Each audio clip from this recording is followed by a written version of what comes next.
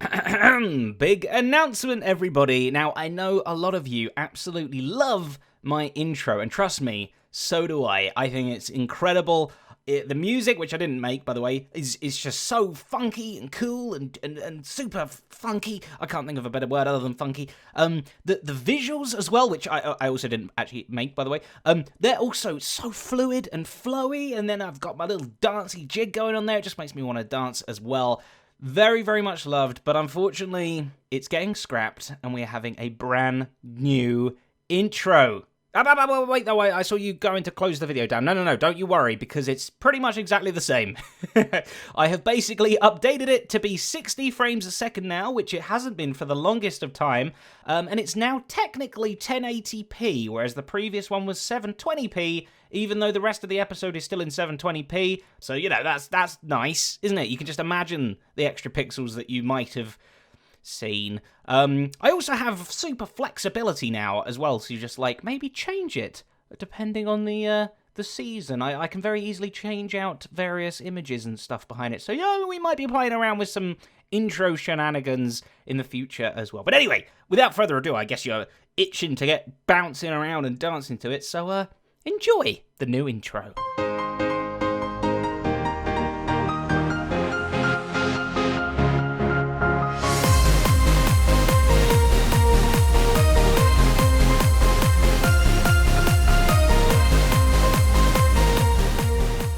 Hello, and welcome back to another episode here on the Hermitcraft server with me, Zedaph, all up in the gubbins of my son, Redstone. So last episode, if you did miss it, firstly, go back and watch it. We built the real, actual, totally 100% complete sun, and it was only a little teeny bit broken. It kind of works. I mean, like, look, that is technically the time right now. That it is over there. It is working. It's just when you unload chunks and reload them, which weirdly happens quite a lot. When you enter the nether, when you leave the nether, when you exit the game, when you leave the game. They're the same thing. It happens more often than not. And I think I've got a bit of a fix. There's this new redstone torch into dust. Into a torch, into dust, repeater, another torch going up into this little dropper boy over here, and the other side has something very, very similar done to it.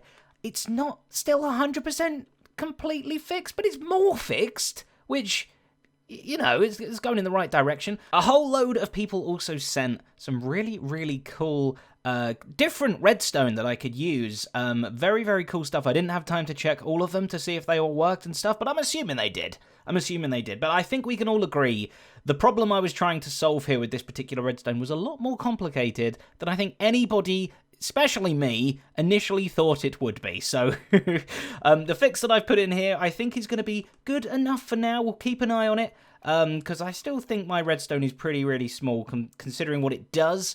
I'm relatively happy with it. By the way, if you ever make your redstone gubbins the area, please make sure they're accessible and you have plenty of headroom and you're not having to, like, do this tiny little squeaky and, like, crawl around up here. Give yourself a bit of space, please. Like, I can't get to the next sun very easily. It's all blocked off. I don't know. It's terrible. Check it out as well. We've got the most beautiful dugout cave area. I've dug out, trust me, thousands of blocks in the ceiling here, and it's still not even really made much of a dent, but at least you can kind of see most of the suns. I mean, if you're kind of in the middle, you can see them a lot better than you could when there was just this very, very thin strip all the way down the middle there, and it comes with another bonus. Look, check this out. Ready? Hello! Oh, I do love a bit of studio reverb audio effect preset B. Isn't nature wonderful?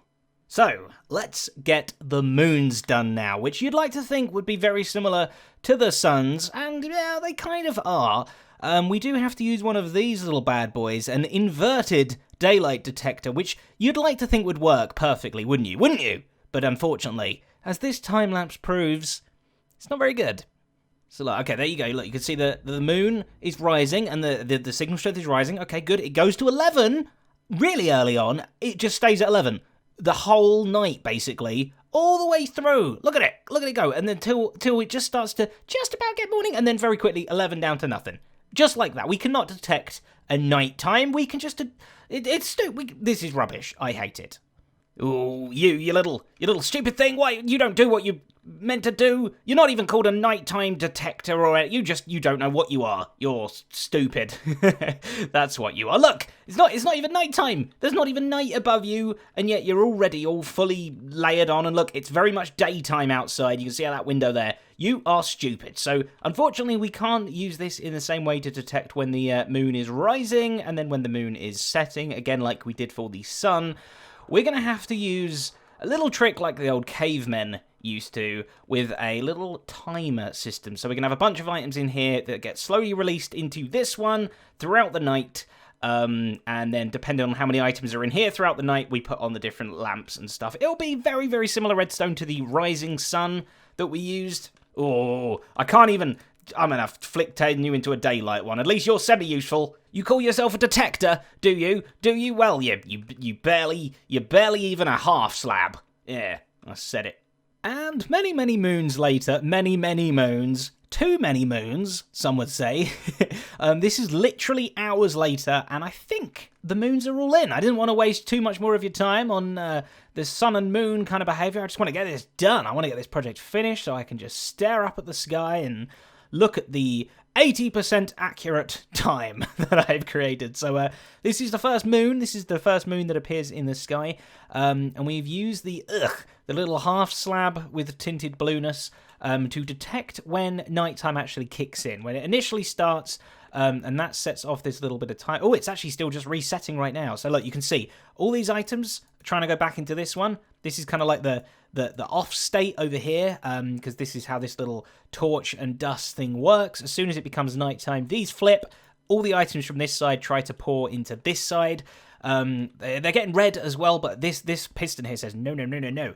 Only if it is nighttime do you allow the signal to go through, right? This block gets retracted, allowing the nighttime signal to go through, which is also good as well, because when somebody sleeps, we want this thing to instantly turn off. We don't want to have to wait for all the items to trickle back from here to there and be reading it the whole time. So as soon as somebody sleeps, bam, piston gets booted out, which means the signal isn't red anymore. And then pretty much it's just the little similar sun rising modules that we made, but for the moons. So this is the first one there. This is the on signal, and then we do a little bit of maths to detect the off signal. I think it's about signal strength 11 that we have to turn it off. So signal strength 1, we turn it on. Signal strength 11, we turn it off. That's the first moon's length. So all these items obviously take quite a while to go from hopper to hopper. And this line slowly fills up from nothing to 15. We'll get to that bit in a minute. When it does get to 15, look at this. It's a repeated one. Give me jump room, please. It's exactly the same thing. It will when that first clock gets completely full, this one starts filtering all their items in as well. We have a third one of these as well, because that's kind of what I worked out. 3 hoppers, loads of items is enough to kind of measure the whole time of the night. So yeah, we basically just link them all together. So timer 1 starts, completely fills up, starts timer 2, that completely fills up, starts timer 3. And then pretty much, yeah, just from the various different places of the different signal strengths between the 3 different timers, we just go and plug into the different moons. It's all a complete mess. I barely know what I'm looking at anymore. I mean, look at this. What's that block doing? I don't even know anymore. It's probably all wrong. There's probably numbers that need to be adjusted and stuff. This one's simple. I like this sun. And look at the room as well. Oh, man, I added so much more room round here. Oh, it's not gubbins anymore. It's the opposite about biggins. I don't know. Here's the third moon timer thingy. And as well, each one of these has a nighttime detector. So as soon as it's not nighttime anymore, bam, all 3 timers instantly retract, thus turning all the moons off instantaneously, no matter where they are. And because a night is shorter than a day, it means there's plenty of time for all these items to go back through. There's problems. Lots of problems. Not as many problems as them cows have, though. Well, I guess they have each other, at least, whereas I have nobody, except a load of moons. So, obviously, if I log on, like midway through the night, my time is just going to be confused. It's going to start from the beginning. It's going to say we have like sun changed. It's going to say we have an early moon. when really it will be a later moon. I can't do anything about that at all. My hands are tied, pretty much. So yes, we made it netherrack so that I 100% would change it immediately, because it is the ugliest thing in the world. Look at you, you're disgusting. So we're immediately going to change it out now. I should have probably just figured out what we were going to do with it from the beginning, but... Oh, pre-crack. By the way, seeing as we're talking about moons, weirdly, coincidentally, I've just recorded a podcast about moons. It's a comedy, stupid podcast I do with my friend Jack from the Chris and Jack channel, my other channel that I have, Comedy One. Do check that out if you haven't already. We do a podcast called A World Without, where every episode we pick something and pretend if the world was missing that thing, what might life might be like. But we don't worry about like the serious, dangerous scientific stuff. We kind of just focus on the really stupid, fun stuff. So for instance, a world without the moon might mean that if you're a werewolf, then you're fine, among cheese and plenty of other strange topics that we get into as well. So if you wanted to listen to A World Without the Moon and other episodes as well, you can click the link on screen and down in the description there as well. But anyway, enough advertising for other things now. Back to the episode. Okay, oh, the moon. It's mooning. There's a moon happening. Quick, can we get up there in time? I was busy decorating and then the moon happened. Who knew? Oh, if only I had a clock. Okay, right, so... the items have started going through. The moon is on. Moon number 1 is on. And you can see this is slowly filling up. Whereabouts is it at the minute? It's here. So the signal strength will rise to here, all the way up to here. How did I do this? I can't remember. I don't know. Let's go inside, shall we, and see if the moons continue to... Oh, it's getting spooky. See if it continues to go round the time. People sleep most of the time anyway. I mean, I'm pretty much the only one on at the moment. So look at the moon shine. It's beautiful. Okay, so obviously the moons are slightly further apart than the suns were, at least initially anyway, so they take a little bit longer to go through and change. But I'm hoping if we just stand here like a lemon for long enough, we'll see the moon change. Oh, there we go. Moon went on. Moon went off. It's traveling across the sky. Wonderful. Okay, let's get this thing decorated. And then technically, it's finished.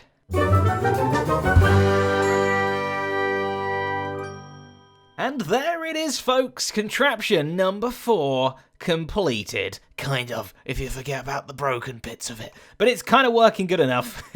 Where is it? Oh, I've lost it. Okay, oh, yeah, that's looking good. That's looking good. When this rest of this cave is dug out, it should be quite visible from pretty much anywhere in the cave as well, which is very, very nice. Okay, I'm very, very happy about that. We have a little bit of time left today, so you know what? Instead of focusing all our attention up in the air, my neck's starting to hurt. So let's drop it back down and pay attention to our feet, which I still am confused why you can't see your own feet. You really should be able, like, I can see way back behind me there, and they're gone. Where am I? Anyway, let's turn our attention to our beautiful, no, it's not beautiful. Let's stop kidding ourselves. Our very ugly temporary little storage hole down here.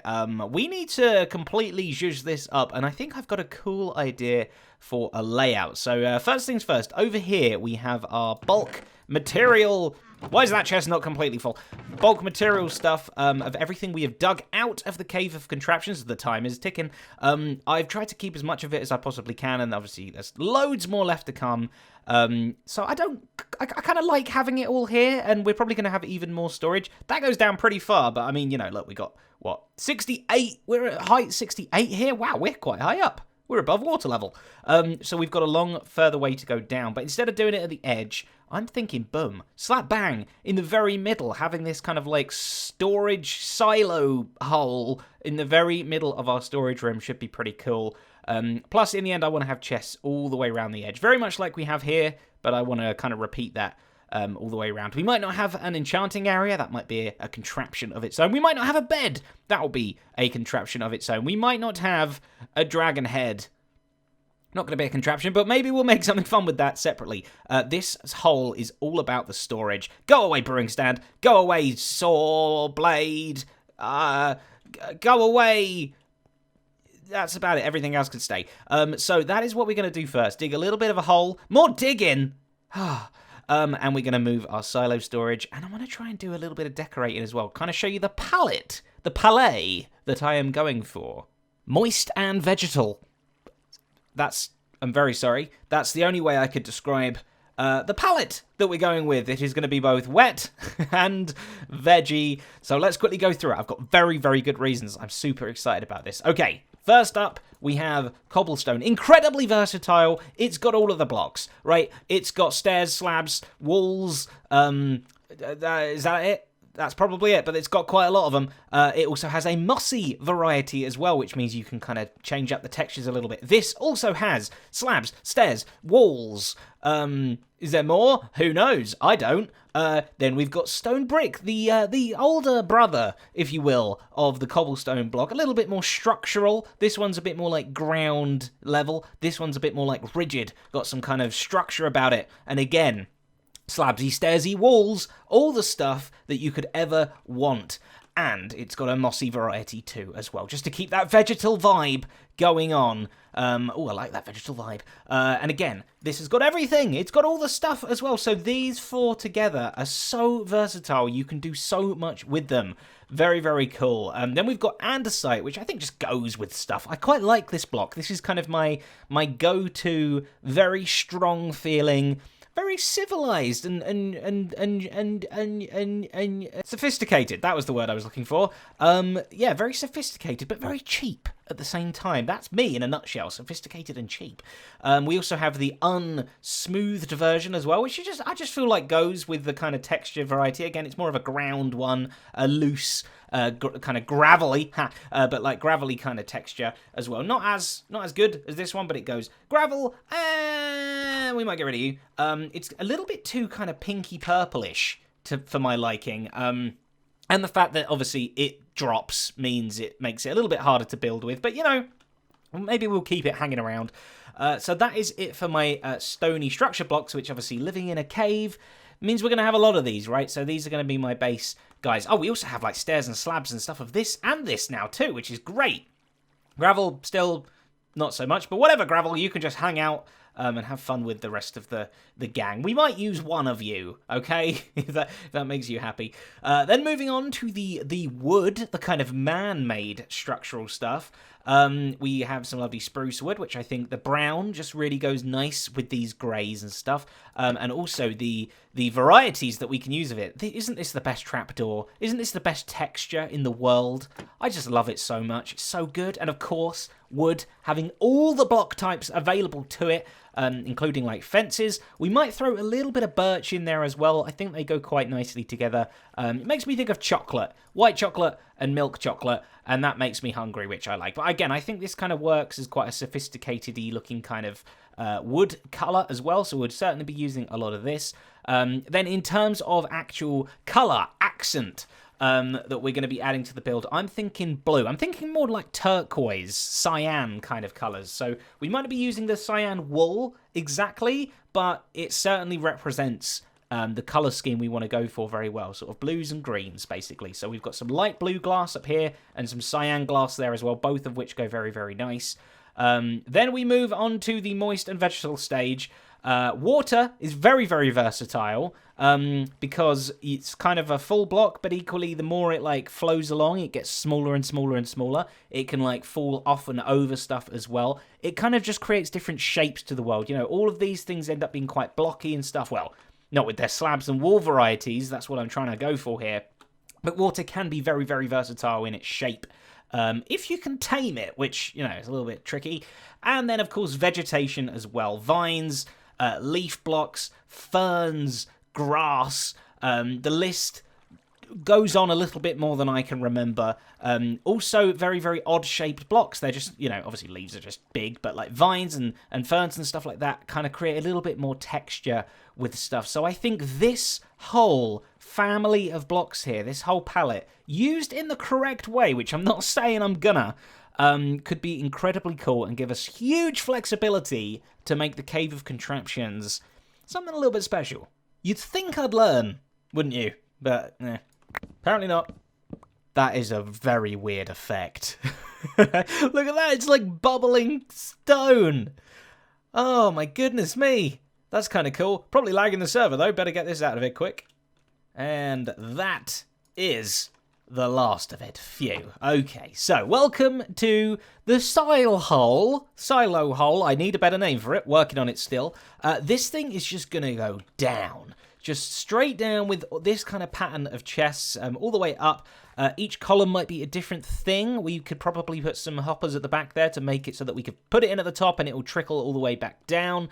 But for now, this is going to kind of be the layout. I've got this like middle pillar thing, which actually I had an idea because obviously at the minute I can reach all the chests, but when this thing gets really, really long, let me go to my wood chest. You're looking at spoilers now. Oh, don't look at spoilers. I'm going to show you that in a minute. Some trapdoors. There we go. That's what we wanted.